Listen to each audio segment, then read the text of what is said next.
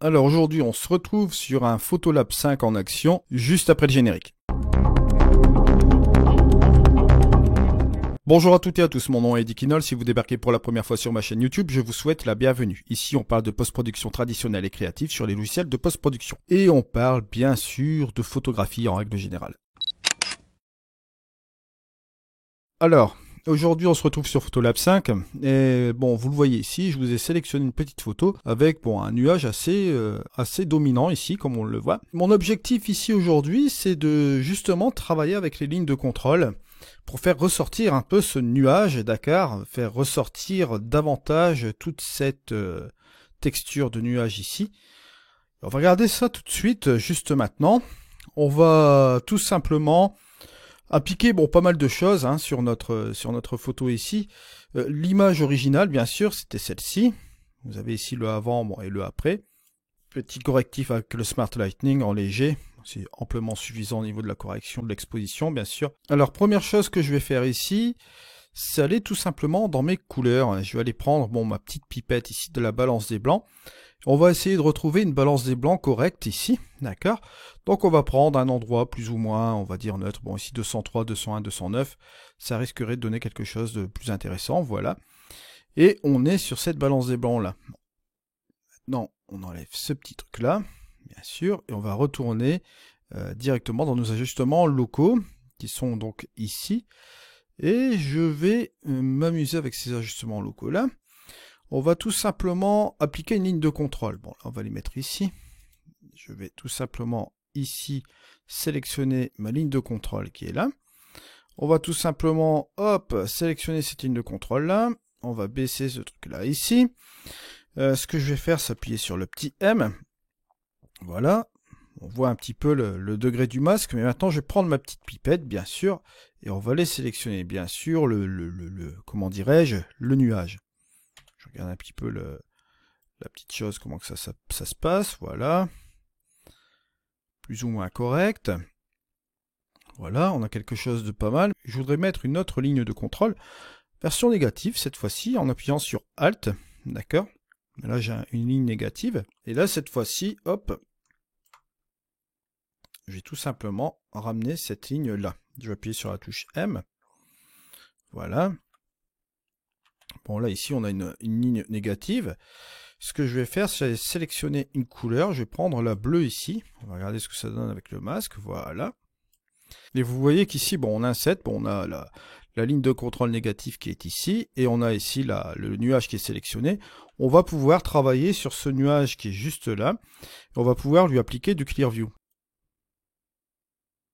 Mais on va pouvoir l'appliquer tout simplement sur ce nuage. Et si j'appuie sur la touche M, regardez, là bien sûr, vous voyez que le blanc ici sera complètement affecté. Et comme on a mis une ligne de contrôle négative, vous voyez qu'ici ce ne sera pas affecté du tout. Et là forcément, on a quelque chose de relativement intéressant avec ce Clear View.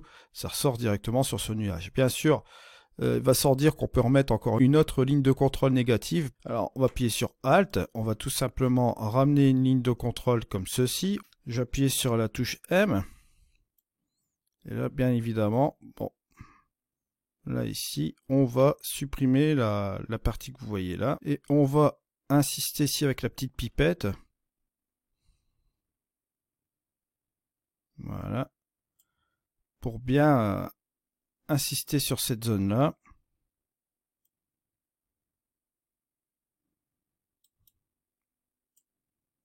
En valeur négative, comme vous voyez là. Et voilà comment on isole tout cela, bien sûr. Donc vous voyez, là on a vraiment isolé l'ensemble de la zone sur les nuages, bien sûr. Et vous voyez qu'on peut insister, bien sûr, sur Clearview avec simplement cette partie-là, vous voyez. On est relativement tranquille ici. Et on agit forcément sur cette partie de nuage-là. On peut même aller jouer sur la couleur ici. Rajouter peut-être un peu plus de vibrance sur ce nuage, pourquoi pas. Juste comme ceci. Regardez la petite différence sans les lignes de contrôle et avec la ligne de contrôle. On voit quand même une sacrée différence. On va le regarder en plein écran, tiens. On a vraiment travaillé sur une partie incroyable. Vous voyez que ça marche relativement bien. Vous voyez?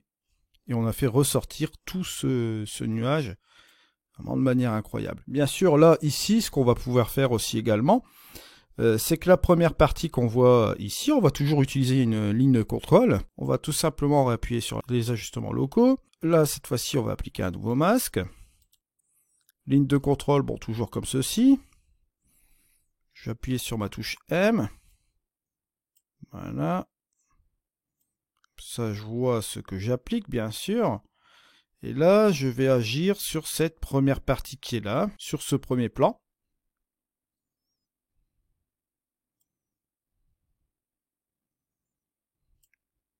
J'ai même déplacé ma petite pipette pour bien isoler ici ce premier plan qu'on voit ici. Vous voyez, bon, on a un set, c'est quasiment déjà fait. On est sur quelque chose de pas mal du tout.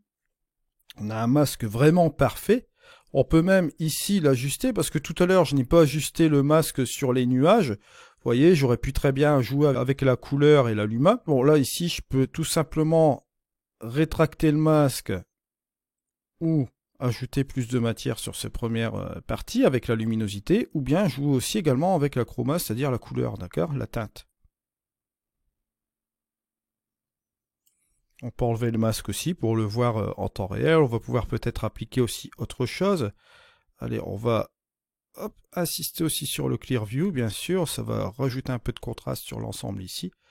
Regardez là, si je veux affûter le masque ou rajouter un peu plus de matière ici dans mon masque, je peux le faire aussi également. Et jouer avec la chroma, vous voyez? Juste comme cela. Regardez, on va revenir sur la première ligne de contrôle.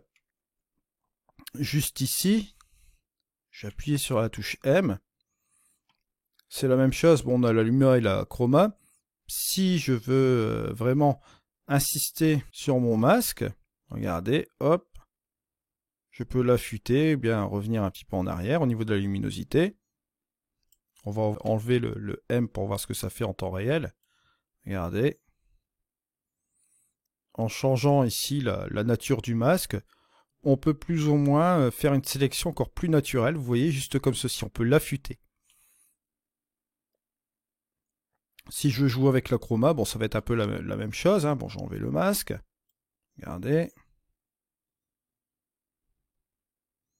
Vous voyez. Là, plus on va aller vers la droite, plus on va enlever des parties du masque. Et là, on va en ajouter si on va ici vers la gauche. On va affiner cela. Bon, je vais appuyer sur le M pour qu'on voit un peu ce qu'on fait. Regardez. Vous voyez.